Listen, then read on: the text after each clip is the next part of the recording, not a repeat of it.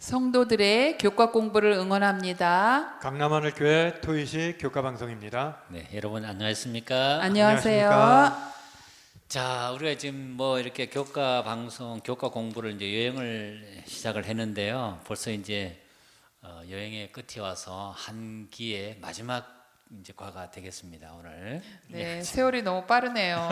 참, 야, 우리가 이 공부를 하면서 언약에 대해서 조금 더 우리가 과거에 생각하긴 했지만 이렇게까지 언약이 중요한지는 몰랐는데 공부를 하면서 굉장히 많은 것을 깨닫는 그런 공부였다 생각이 네. 되거든요. 이제 새 언약 속에서 하는 새로운 이제 피조물이 됐으니 오늘 어떻게 삶을 좋을 것인가 하는 이제 그런 내용으로 우리가 한번 네. 공부를 해 보겠습니다. 우리 기억전 말씀 한번 좀 부탁합니다. 내가 온 것은 양으로 생명을 얻게 하고 더 풍성히 얻게 하려는 것이라. 요한복음 10장 10절 말씀입니다. 아멘. 아멘. 자, 예수님께서 우리를 찾으러 오신 목적 자체가 이런 양을 찾으러 오셨다 했잖아요. 그런데 양으로 하여금 생명을 얻게 하고 또 풍성히. 그러니까 우리에게 결국은 풍성한 삶을 누리도록 하기 위해서 오셨다 이런 말씀인데요.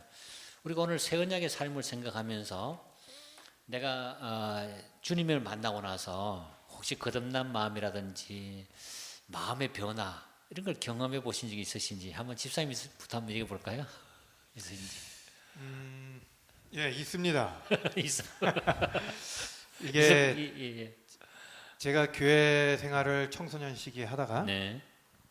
이제 머리가 좀 크고 나서 바깥 생활을 한번 이렇게 한 15년 정도 네. 충분히 그래서 몸이 원하는 삶을 한번 살아봤어요. 네. 예. 15년씩이나요? 예, 15년. 네.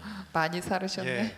예. 몸이 원하는 대로 욕구가 음. 하는 대로 그런 삶을 살아봤어요. 즐거웠습니다. 나름대로 행복했습니다. 네. 근데 달콤한 유혹이라는 거 있죠? 네. 예. 거기에는 가시가 있었어요. 네. 제가 그 삶을 살려면 사람이 행복해져야 되고 네. 내 몸도 더 건강해져야 되고 왜? 내 몸이 원하는 대로 살았으니까. 그런데 이상한 현상이 일어나더라고요. 몸이 망가지고 행복해지지가 않아요. 아. 가면 갈수록 뭔가 불행해졌어요. 그래서 후에 제가 이제 깨닫고 이래서 뭐 하지 마라 그렇게 숱하게 그렇게 얘기했구나. 그래서 그래 난 다시 이거 하지 않을래 하고 이제 마음을 열고 교회를 딱 왔는데 네. 글쎄요 그런 경험을 해보신 분들은 아실 거예요. 나갔다 돌아오신 분들의 마음 이 딱 왔을 때 여기에서 주는 그 평안함이라는 게 있어요. 아, 네. 예. 그냥 이유 없어. 왜 그런지 모르겠는데 눈물만 자꾸 줄줄 흘러요. 그냥 삶이. 여기 왔을 때 그 행복이 저는 다시는 그 삶으로 돌아가지 않으리라. 이런 마음이 저는 이제 체험적으로 그 삶이 얼마나 좋았고 기뻤다는 것도 알았지만 그것이 그 속에는 분명히 나를 망치고 나를 이렇게 뭔가 안 좋은 방향으로 끌고 간다는 것을 저는 체험적으로 느끼다 보니까 이 말씀 속에 살아간다는 것이 얼마나 행복한지는 그때 제가 체험을 했습니다. 그렇군요. 예. 그러니까 기쁨의 종류가 다르군요. 그렇죠. 그러니까 전에는 육신을 따라서 막 살면서 결국은 그 기쁨은 기뻤긴 기뻤지만 나를 망가뜨리고 예. 몸을 망가뜨리고 예. 그 상당히 행복의 그렇죠. 관계를 깨뜨리고 이제 이렇게 했어요. 교회 안에서 가만히 앉아 있어 보면 뭐 그런 건 없지만 아무튼 뭔가 평안함이 있잖아요. 그렇죠. 예. 그냥 행복한 거예요. 그러니까 하나님 주신 평안 같아, 그죠? 예. 또 집사님도 그런 경우 있었어요? 예. 저는 뭐 저 박 집사님처럼 그렇게 뭐 육신을 따라서 이렇게 살고 이래 본 적은 없고요. 40년을 직장 생활을 하다 보니까 사실 너무 직장에서 가정에서 제가 해야 할 일이 너무 벅찬 거예요. 근데 요즘에는 뭐 도와주는 사람도 많이 있고 하지만 저희 시대만 해도 이렇게 도와주는 사람도 없고 뭐 남편도 뭐 별로 이렇게 많이 도와주지도 않고 하니까 그게 너무 힘들어 삶이 피폐하고 힘들었는데 그러니까 이제 그건 예수님을 믿기 전에 예수님을 믿고 나서는 마인드가 긍정의 마인드로 바뀌는 거예요. 모든 게 똑같아요. 상황은 딱 똑같은데. 상황은 똑같은데 아, 왜 이렇게 힘들지? 사는 게 왜 이렇게 힘들지? 막 이런 마인드에서 아, 그냥 감사의 마인드로 이 마음을 바꾸니까 항상 기뻐하고 뭐 쉬지 말고 기도하고 항상 기뻐하라고 말씀하시잖아요. 하나님께서 예를 들어서 이 컵에 물이 아직도 반이나 남았네. 아이고 아직 이 반밖에 안 남았네. 이렇게 하는 거하고 아직도 반이나 남았네. 이렇게 하는 거하고 아직도 반이나 남았네를 계속 외치니까 마음을 그렇게 바꾸니까 긍정의 마인드로 삶이 기뻐지고 아 내가 정말 이 세상이 달라 보이는 거예요. 마음 하나 바꿨는데 예 그런 경험을 했어요. 참 밝아졌군요, 그죠? 네네. 네, 그러니까 상당히 어두웠는데 네. 모든 게 부정적으로 보이고 막 예, 어두워 보이는데 힘들고 하나님 네. 앞에 나와서 이렇게 하니까 네. 하나님이 새로운 마음 주셔가지고 네네. 모든 게 다 예, 밝아. 힘이 밝아 힘이 보이군요. 들질 않는 거죠. 야 앞으로 내가 이제 살 날이 얼마 안 남았네가 아니라 아직도 많이 남았네. 그죠? 저 아직도 많이 남았어요. 많이 남았죠, 그죠? 그렇게 이제 그게 참 하나님이 부어주시는 마음 같아요. 네. 그래서 우리가 성경에 보면 긍정이란 말은 안 나오지만 우리가 모든 부분을 아주 이렇게 하나님 보는 시선으로 볼 수 있도록 아름답게 보고 가능성 있게 보고 그렇게 우리 바뀌는 것 같습니다. 참 좋은 경험이고요. 우리가 이제 일요일 소재 보면 기쁨인데 어떻습니까? 예, 우리가 이것을 쓰면 우리의 기쁨이 충만하게 하려 함이라 했거든요. 그래서 우리가 새 언약 가운데 사는 사람들은 좀 기뻐야 되는데 어떻습니까? 좀 기쁘게 사는 것 같아요, 그리스도인들이.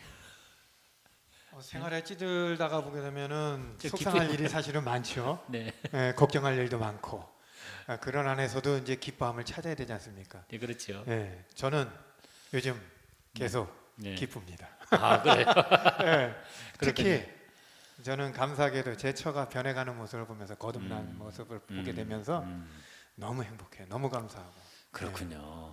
참, 하나님께서 참 은혜를 주신 것 같습니다. 그죠? 예. 그 가정에 놀라운 변화의 은혜를 주시는 것 같고 네. 또 살아오면서 집사님도 기뻤던 순간 저는 기뻤던 순간을 여기서 얘기하라고 하시면 네. 제가 뭘 얘기해야 될까? 근데 제가 이렇게 쭉 뒤를 돌아보면 그냥 자녀에게서 기쁨을 얻었던 게 제일 큰 것 같아요. 네. 그냥 제가 사실은 이 남아 선호 사상이 굉장히 강한 집안에 맏며느리, 외며느리로 들어가서 정말 꼭 아들을 낳았어야 되는데 아들을 그냥 순풍순풍 둘씩이나 낳았잖아요. 그래서 쫓겨나지 않고 여태까지 잘 살았는데 정말 아들을 둘 낳았을 때 너무 기뻤어요. 정말 이렇게 손가락 10개, 발가락 10개 다 쉬어보면서 정상적인 아들을 둘 낳은 게 너무나 기뻤고 그 아이가 또 입학할 때 초등학교 입학할 때 가방을 메고 나가는 모습을 보면 막 눈물이 나올 정도로 기쁘고 또 대학교를 졸업했을 때, 취업했을 때, 결혼했을 때 이렇게 정말 자녀가 주는 기쁨이 정말 상당히 컸던 것 같아요. 제 인생에서는. 그걸 생각해 볼 때 아, 하나님은 정말 우리가 하나님의 자녀로서 우리가 하나님께 무슨 기쁨을 드릴 수 있었지? 아, 내가 정말 하나님께 기쁨을 드려야 되는데 이렇게 생각하다가도 우리 아들이 뭘 해서 기쁜 게 아니잖아요. 제가 그냥 기쁜 거야. 우리 아들이 있는 존재 자체로만, 또 딸이 있는 존재 자체로만 기쁘잖아요. 아, 하나님께서도 내가 뭘 이렇게 해드려서 기쁜 게 아니라 내가 그냥 하나님 아버지, 하나님 아버지 이렇게 불러드리는 것만 해도 하나님은 참 기쁘실 것 같다. 이런 생각을 가끔 해봅니다. 네. 그런데 또 기쁘게 해드려야죠. 그렇죠. 하나님께서 이런 여러 가지 방법으로 우리 주변에 있는 사람들 통해서도 우리가 기쁨을 주시는 것 같아요, 그죠? 네. 자, 그런 기쁨의 경험인데, 우리가 이제 살다 보면 오늘 말씀과 같이 우리 좀 기쁘게 살아야 되는데 기쁘게 살지 못하는 이유가 있을 것 같아. 그리스도인이 기쁘게 살아야 되는 이유가 뭘까? 왜 그리스도인들은 좀 기쁘게 살아야 된다고 생각합니까? 저 같은 경우는 그래요. 네. 가난하고 어떻게 보면 우리 집사님도 그랬지만은 이 가난한 삶의 연속이었었던 것 같아요. 가난의 연속. 예. 어릴 때. 그러다 보니까 나는 불행하다라는 생각을 항상 하는 거예요. 근데 제가 만약에 어렸지만은 그 당시에 내가 신앙을 제대로 깨달았다면 똑같은 상황에서도 우리 집은 왜 이래 이렇게 살지는 않았을 것 같아요. 그런 마음을 가지면서. 왜냐하면 내가 가지고 있는 것이 얼마나 큰 것이라는 것을 나중에 깨달았거든요. 예를 들면 이런 거죠. 제가 신앙을 받아들이고 일찍이 받아들였지만 그 개념을 잘 몰랐다가 후에 그 신앙의 어떤 깊은 것을 깨닫고 나니까 내가 소유하고 있는 이것이 얼마나 큰 것이. 그래서 그 내가 가진 그 보물이라 그러나요? 내가 캐낸 그 보화가 네, 네. 이 가치가 내가 예수님을 만난 이 가치를 내가 얼마나 크게 생각하냐에 따라서 내 기쁨이 달라질 것 같아요. 그래서 그리스도인은 예수님이라는 보화를 발견을 했는데 네. 가졌는데 그 보화의 가치를 한 1,000억으로 한 1조 정도로 이건희 회장이 얼마 재산 상승 12조. 11조요? 12조를 12조? 네, 네, 11조도 상승. 아니고 12조. 네. 12조 이상의 값어치를 만약에 받았다면요, 그냥 실실대고 웃을 거예요. 그냥 마냥 기쁠 거. 누가 한 대 때려도 그냥 좋을 겁니다. 그러니까 우리 그리스도인이 기뻐해야 될 이유는 다른 거 없어요. 재산적으로는 내가 가난하고 몸적으로는 허약하고 이럴지 몰라도 영원한 생명의 신 구주를 제가 소유하고 있다는 이 가치, 이 가치를 내가 얼마나 크게 할 수 있느냐에 따라서 내 기쁨의 차이가 있는데, 그 가치를 가지고 있는 그리스도인이 행복하지 않고 기쁘지 않고 우울하다면 뭐 이상하지요? 이상하지요? 그렇죠. 그게 바로 송명희 시인의 나라는 그 시잖아요. 네. 나 가진 재물 없어도 그렇죠. 예, 나 가진 재물 없어도 내가 하나님을 볼 수 있는 그 눈을 가졌다는 예. 거, 그게 나에게는 큰 재산이라는 당연히 거예요. 기뻐해야 되리라고 저는 봅니다. 뭐 찾는 이유가 뭐가 있어요? 뭐 나한테 복을 많이 주셔서? 아니죠. 그걸 자체로 소유한 그것만으로도 더할 나위 없는 거 아닙니까? 그렇죠. 네. 그 우리가 이제 그 예수님의 말씀에 보면 이제 땅에 감춘 보화를 사는 얘기 나오잖아요.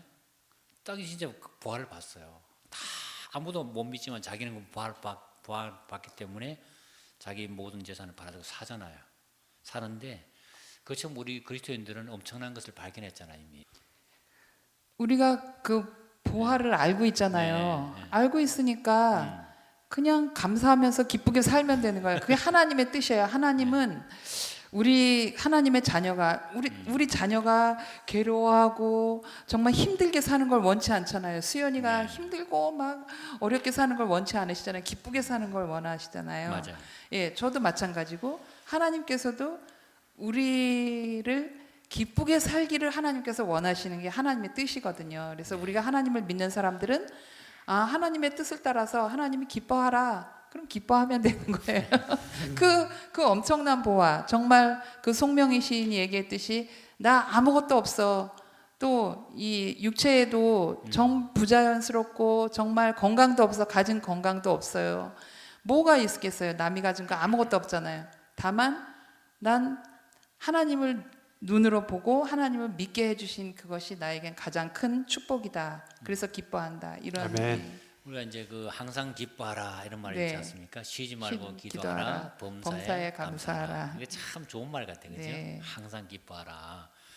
그 제가 이렇게 뭐 연수원 얘기를 해서 이제 뭐 하지만 좀 있어 보면요, 딱 처음에 들어와서 사람들 쫙 앉아 있을 때 보면 굉장히 그 굳어 있어요. 굳어 그놈이에요. 있고 네. 피곤해 있고 웃음기가 없어요. 근데 일주일 지나잖아요. 웃음이 싹 돌아와요 다시.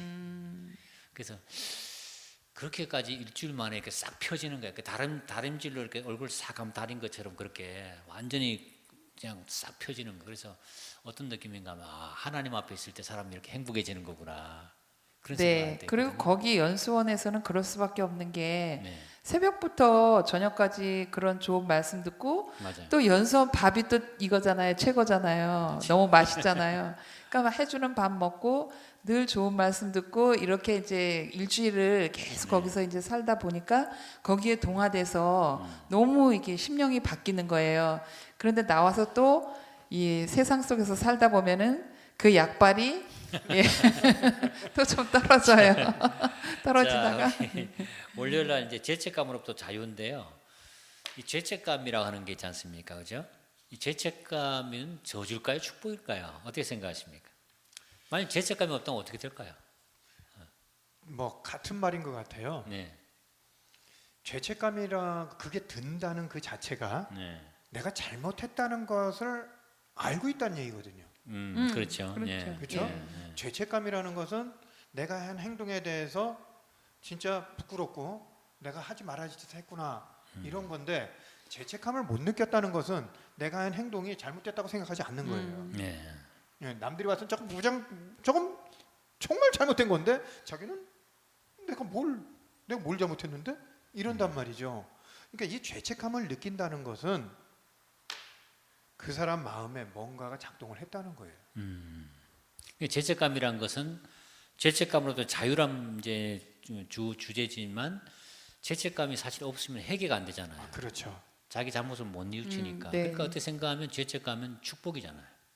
주인에게 그렇죠. 있어서, 예, 그죠? 회개할 수 있으니까. 그러니까 그렇죠. 예, 예. 그래서 바울도 누가 나를 이 사망의 몸에서 구원하려 할 수 있을까 이렇게 이제 막 울부짖는데, 근데 우리가 하나님이 우리를 죄를 용서하시고 우리에게 이제 죄책감으로부터 자유를 주셨잖아요. 그럼에도 불구하고 그 이후에도 생겨난 죄책감이라는 게 또 있다면 이게 어떻게 해결할 수 있을까요? 로마서 8장 1절에 네. 그리스도 안에 있는 자에게는 결코 정죄함이 없다고 정죄함이 없다. 바울이 예, 얘기했어요. 네.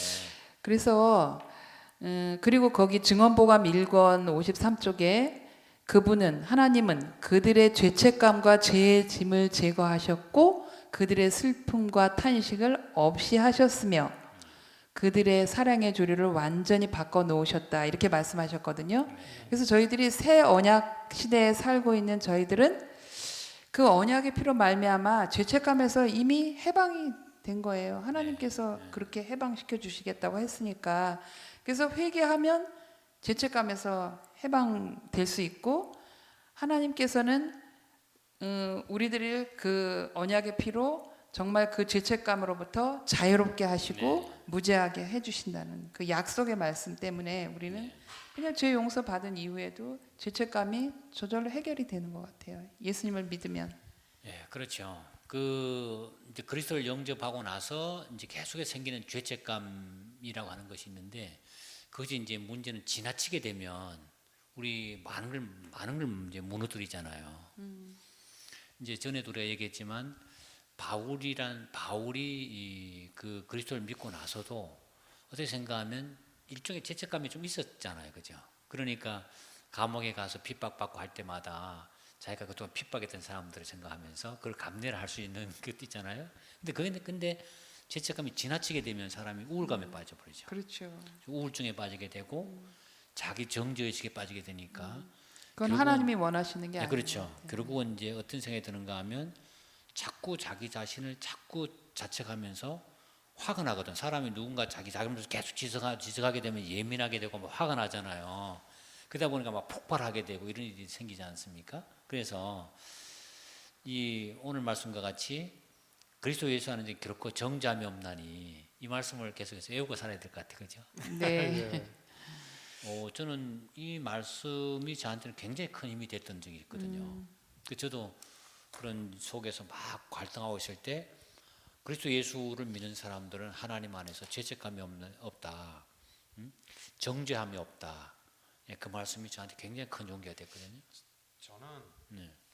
이런 생각을 해봅니다. 많은 분들이 이 성경절 자체는 굉장히 좋은데 이것을 오해? 오남용이라 그러나요? 오남녀. 예, 이게 뭐냐면은 정죄하면 나는 그리스도 안에 있기 때문에 내가 다시 죄를 져도 괜찮다는 개념식으로 아니, 그건 받아들이는 아니죠. 것 같아요. 그래요. 이게 뭐냐면은 결코 정죄함이 없다고 해서 죄책감을 해결했으니까 나는 또 뭐 죄를 저질러도 뭐 무감각한 것처럼 이게 아니고, 이런 마음이 들면은 나는 다시는 그 죄를 안 저지르려고 할 거예요. 그렇죠. 예, 그렇지 않습니까? 네.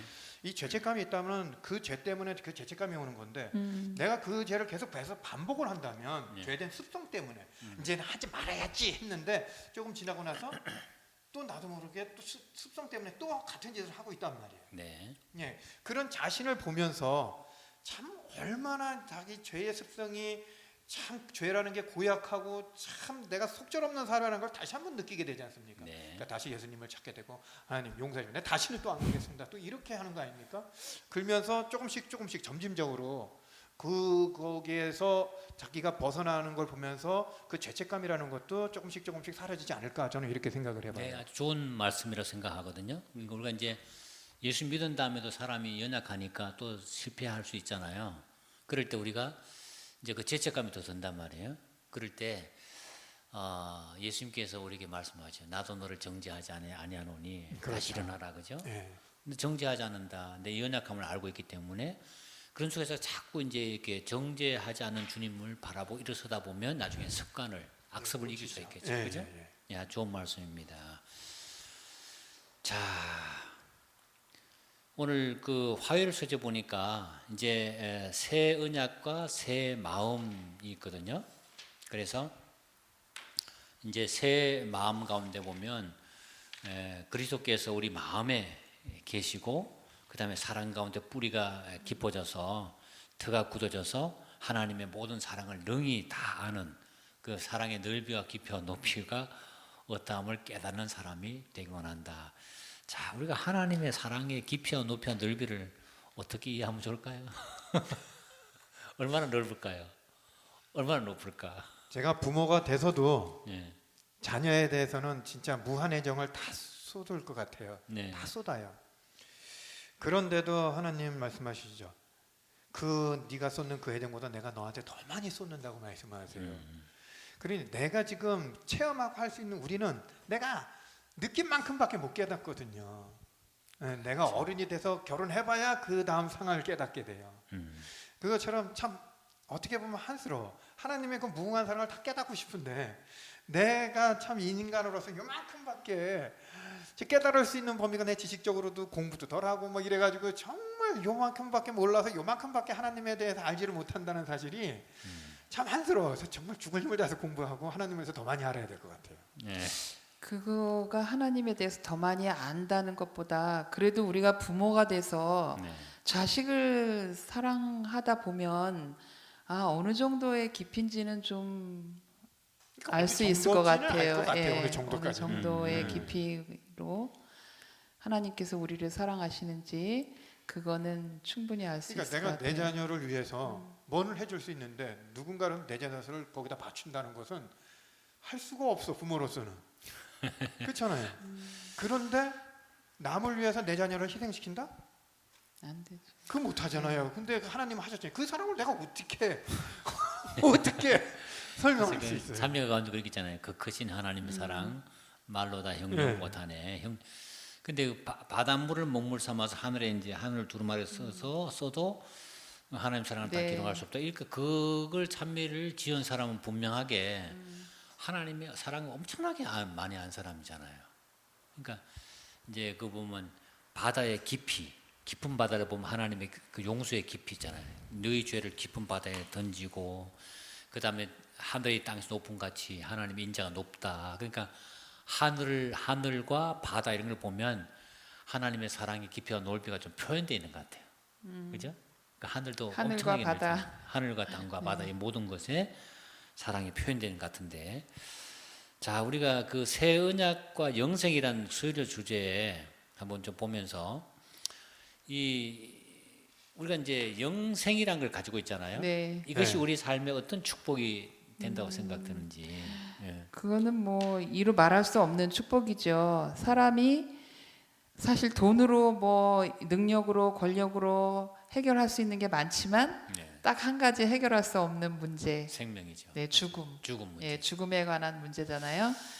정말 우리가 이 소망 가운데 죽음 너머를 바라보는 그런 기쁨을 가진 사람들은 그리스도인밖에 없어요, 사실. 그러니까 엄청난 축복이죠. 그러니까 하나님께서는 하나님을 믿고 새 언약하에 사는 사람들에게는 영생의 축복을 주셨어요. 그러니까 우리가 영원히 살 수 있는 그 축복이다. 그러면 아까 하나님의 그 크신 사랑과도 비교할 수 있는 정도로 정말 이건 큰 축복이죠. 예. 그 제가 어떤 그 법륜 스님인가 이렇게 해서 그 대화하는 장면을 봤는데 신도가 이제 그 왜 질문을 많이 하잖아요. 질문하고 대답하고 좀 네. 많이 하잖아요. 근데 왜 죽는 건지 물어보는 거예요. 그 죽은 다음에 어떻게 됐는지 물어보는데. 그렇죠. 윤회설 불교에서는. 예. 지금 그 중요한 질문이잖아요. 그거 뭐 죽어보면 알 건데 뭘 물어보냐 이렇게. 정답이네. 죽으면 말 건데 그렇죠. 예. 답을 못 주는 거예요. 자, 근데 우리가 이런 그 영생이란 그 생명을 갖고 있다는 것 자체가 참 우리가 어떻게 생각하면 참 기뻐해야 될 이유가 가운데 하나예요. 네, 우리가 예. 이 영생의 가치를 예. 잘 이해를 못하는 것 같아요. 그러니까 뭐냐면은 영원히 살면서 뭘 하지? 그럼 그 뭔 기쁨이 있어? 이런 생각을 하는 것 같아요. 어떤 분들은 예. 난 그냥 이렇게 100년 살다가 죽을런다. 이런 분들이 있거든요. 야, 평생 지긋지긋하가 평생을 어떻게 사냐? 이렇게 생각할 수도 있고 가치. 영원히 살았을 때 그 행복감이라는 것을 못 느끼기 때문에 네. 지금 우리가 지구상에서 사는 100년, 120년의 삶을 가지고 그 평가를 하는 거거든요. 그러니까 하늘에서의 그 행복한 삶을 산다고 한다면은 오죽하면 진시 황제가 왕의 그 권위를 누리고 살다 보니까 너무 좋잖아요. 그러니까 그걸 얼마나 영생토록 그걸 누리고 싶으니까 장생불로초를 찾으려고 그렇게 노력을 했겠습니까? 그러니까 이 행복의 가치, 이 영생의 가치를 모르는 사람들이 있는 것 같아요. 오히려 어떻게 보면 우리가 하늘에서 어떤 삶을 사는지에 대해서 충분히 얘기해 줄 필요가 있을 것 같아요. 네. 참 어떻게 생각하면 우리는 세상에 가지 못한 것을 가지고 있잖아요. 네. 자, 그러니까 영원한 생명이란 영생이 우리에게 주어지는데 이것만 해도 우리가 정말 인생 다 얻은 거죠. 아, 그럼요. 그래서 우리가 기뻐해야 될 이유가 있어요, 그죠? 네. 자, 이번 우리 교과를 이제 마치면서 이제 한 마디씩 좀 한번 좀 해볼까요? 그래서 교과에 대한 마무리인데 이번에 깨달은 말씀이나 각오 한 마디씩 있으면 한번 해보시죠. 예. 저는 예. 이렇게 생각해요. 하나님이 저희들을 위해서, 예수님이 우리를 위해서 대속을 해주셨어요. 네. 그러면 내 죄 때문에 내가 죽을 수밖에, 내 죄 때문에 내가 죽는데 그걸 대신 죽으시면서 저를 살리셨거든요. 네. 그럼 그 감사하는 마음을 가지고 있는 제가 같은 죄를 또 반복하면서 살 수는 없거든요. 네. 예수님한테 그 대못을 박는 생애를 계속 살면서 용서해달라는 삶만을 살 수는 없을 것 같아요. 그래서 그거를 하나님께서는 그게 죄책감이든 뭐가 됐든 간에 다시는 그 죄를 짓지 않게끔 그 이길 힘을 저한테 주셨고, 저는 하나님한테 마음 아프게 하는 행동을 이제부터는 안 하기 위해서 노력을 해야 될 그 노력이 좀 필요하다고 봐요. 네. 예, 왜 내 죄된 습성이 계속 남아있기 때문에 하늘 가서 내 몸이 변하기 될 때까지는 그걸 계속 가지고 있을 수밖에 없거든요. 이 죄된 세상에서는. 그러니까 저는 그걸 계속 노력하면서 하나님 말씀에 순종하기 위해서 정말 노력하면서 살 거라고 저는 생각을 합니다. 네. 아멘입니다. 아멘. 참 이번 교과 공부하면서 큰 거 얻으셨네, 그죠? 예. 네. 또 지사님도 네, 저도 그 하나님께서 언약을 주시고 옛 언약을 주시고 또 이스라엘 백성이 파기해서 다시 또 새 언약을 주시고 다시 새 언약을 주시고 이러셨잖아요. 정말 그동안 내가 하나님의 언약을 지키지 않은 게 얼마나 수없이 많았나 이런 거를 또 회개해보고 또 우리 그리스도인으로서 너무나도 좋은 복음을 나만 갖고 있는 게 아니라 네. 정말 이 복음을 모르는 사람들에게 이 새 언약을 모르는 사람들에게 이 언약을 전하면서 정말 그 하늘나라의 영생의 그 기쁨도 같이 맛볼 수 있는 그러한 사람이 돼야 되겠다는 생각을 해봤습니다. 아멘. 아멘. 감사합니다. 저는 이 하나님의 영원한 언약을 보면서 이제까지 뭐 믿음으로 구원받냐, 순종해서 구원받느냐 뭐 이런 얘기를 하다 했지만 순종이 굉장히 중요하다는 것을 알게 됐어요. 이번에 보면 순종이라는 것은 언약을 맺었을 때 이쪽 사람이 약속하고 이쪽에서 예스했을 때 결혼 언약과 같이 순종하지 않으면 언약이 깨져버리잖아요. 결국은 그래서 이 구원 문제가 아니라 하나님 그 언약 관계 속에서 보면 우리가 아까 말한 것처럼 우리가 또다시 하나님의 그 말씀을 자꾸 지키고 사는 것 자체가 우리 삶 속에 큰 축복이라는 그런 결론을 얻게 되는 겁니다. 자, 오늘 이제 교과 마무리를 하면서 우리 핵심 한번 좀 부탁드립니다. 네. 첫째, 새 언약의 삶은 생명과 기쁨이 충만한 삶이 되어야 합니다. 네. 둘째, 새 언약의 삶을 사는 성도들은 생명의 축복을 타인에게 나누어 줍니다. 아멘. 아멘. 네, 그렇습니다. 자, 오늘 두 분 수고 많이 하셨습니다. 이번 기회에 13회까지 정말 잘 참여해서 너무나도 좋은 토요일 해서 감사드리고요. 우리 다음 3기의 주제를 좀 알려드리겠는데요. 3기에는 상당히 주제가 좋습니다. 그리스도 안의 쉼이에요. 쉼. 예. 네. 그리스도 안식. 안의 쉼. 그래서 rest in Christ 해가지고 그리스도 중심의 아마 그 공부가 될 것 같거든요. 그래서 그걸 통해서 더 좋은 우리가 공부가 되리라고 생각을 하고 그때 여러분을 또 찾아뵙겠습니다. 여러분 그동안 감사드립니다. 감사합니다. 감사합니다. 네.